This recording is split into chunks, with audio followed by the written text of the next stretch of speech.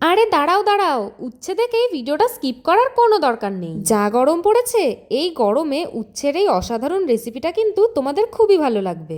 আজকে কিন্তু আমি তেলাপিয়া মাছের উচ্ছে আলু দিয়ে একদম পাতলা সিম্পল ঝোল বানাবো। উচ্ছের কিন্তু বহু উপকারিতা আছে, তাই উচ্ছে খাওয়া কিন্তু এই গরমে খুবই দরকার। তোমরা যারা তেতোর ভয়ে উচ্ছে খাও না, তারা কিন্তু উচ্ছেগুলোকে কেটে পরিমাণ মতন লবণ জলে বেশ কিছুক্ষণ ভিজিয়ে রেখে দিতে পারো, তাহলে দেখবে উচ্ছে তেতো ভাবটা অনেকটাই কমে যাবে। তাহলে চলো দেরি না করে রেসিপিটা শুরু করা যাক। প্রথমেই কিন্তু উচ্ছে আর আলুগুলোকে একদম পাতলা পাতলা করে আমি কেটে নিয়েছি। এরপর ধুয়ে রাখা মাছগুলোকে পরিমাণ মতন লবণ আর হলুদ মাখিয়ে রেখেই কড়াই গরম করে অনেকটা পরিমাণে তেল দিয়ে দিয়েছি। আর তেলটা ভালো করে গরম হয়ে আসলেই আমি কিন্তু মাছগুলোকে একে একে উল্টে পাল্টে ভালো করে ভেজে নিয়েছি। এই দেখো মাছগুলো তো ভাজা হয়ে গেছে। এরপর ওই তেলেই আগে থেকেই কেটে রাখা আলুগুলোকে পরিমাণ মতন লবণ আর হলুদ দিয়ে আমি কিন্তু ভালো করে ভেজে নিচ্ছি। বেশ কিছুক্ষণ সময় ধরে আলুগুলোকে ভালো করে ভেজে নেওয়ার পর আমি কিন্তু আলুগুলোকে তুলে রাখছি। এরপর ওই তেলেই আমি ফোড়নে দিয়ে দিচ্ছি কালো জিরে, তেজপাতা, শুকনো লঙ্কা আর বেশ কিছুটা পরিমাণে রাঁধুনি। 2-3 সেকেন্ড ফোড়নটাকে ভেজে নিয়ে আমি কিন্তু এখন উচ্ছেগুলোকেও ভেজে নেব। আর তোমাদেরকে তো প্রথমেই বলেছি উচ্ছেগুলোকে কিন্তু আমি পরিমাণ মতন লবণ দিয়ে জলের মধ্যে বেশ কিছুক্ষণ ভিজিয়ে রেখেছিলাম।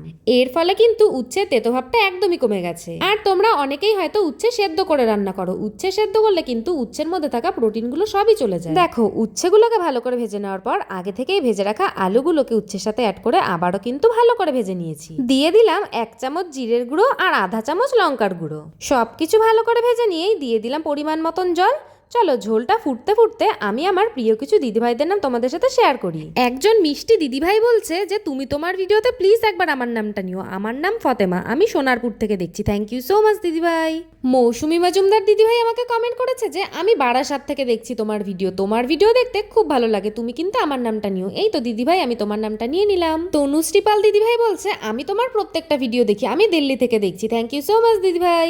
জারা খান দিদিভাই আমাকে বলছে চেলা মাছের ঝোলটা কিন্তু দেখতে খুবই সুন্দর হয়েছে দিদিভাই, আমি তো খুব ভালো খাই। রিনা সরকার দিদিভাই আমাকে বলছে তোমার ভিডিওগুলো খুব সুন্দর লাগে আমার, যেদিন না দেখি সেদিন আমার একদমই ভালো লাগে না। থ্যাংক ইউ সো মাচ দিদিভাই এত সুন্দর একটা কমেন্ট করার জন্য।